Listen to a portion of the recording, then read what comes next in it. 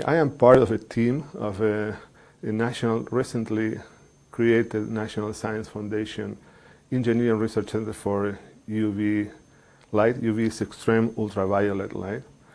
And in this group, this is a group of professors and students and researchers, and we are engaged in the development and application of novel UV sources. In the middle between these two wavelengths, these two colors, is the X-ray and the visible, is a region which is called the extreme ultraviolet. And these photons, which has a wavelength about 10 to 70 times smaller than the visible laser, has very unique and particular applications.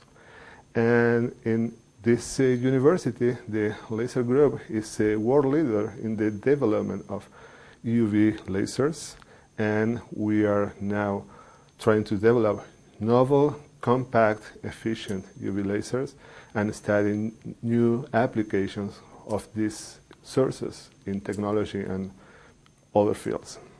One project is the inspection or the characterization of a state-of-the-art, one-of-a-kind special optics that are being fabricated for lithography. The semiconductor industry in a few years is going to start manufacturing the chips, the computer chips, using a technique called lithography, but using UV light. So the shorter the wavelength you use in the lithography, the smallest the chip you can get. And the speed and size of a computer depends on the size of the chips, basically. So in a few years, the industry will start to use very short wavelengths, around 13 nanometers, with the idea to keep pace with smaller and faster computers. When I say optics, many people can imagine like a couple of lenses. Well, these are not lenses. They are mirrors, very special mirrors, one-of-a-kind systems.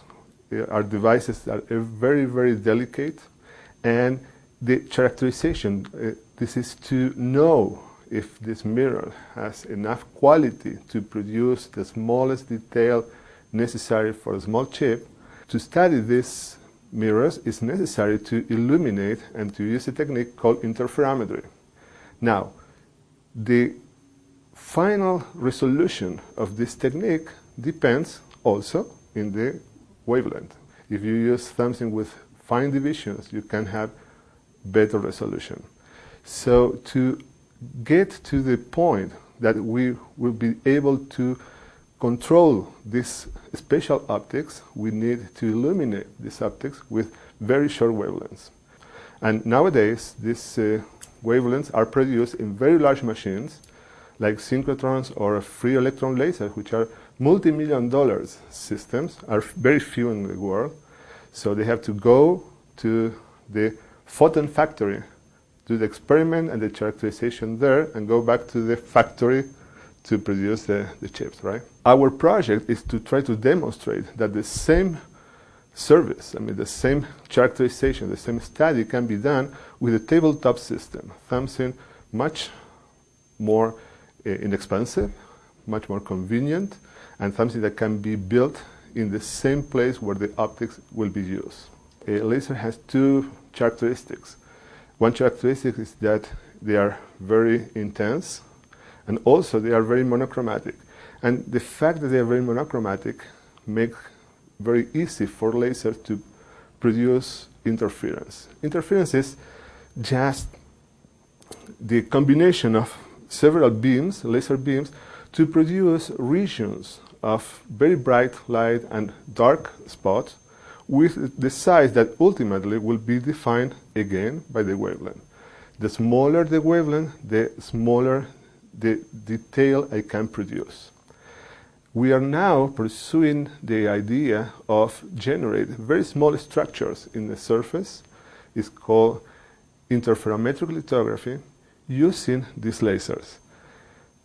The ultimate limit will be defined by the wavelength. So if we use very short wavelengths, we should be able to get very short details in the surface of any material. So far we have demonstrated could generate very fine lines, about 50 nanometers, and the goal in this project is to demonstrate again that this surface of this kind of a structure can be generated in a lab-size system with a very compact UV source.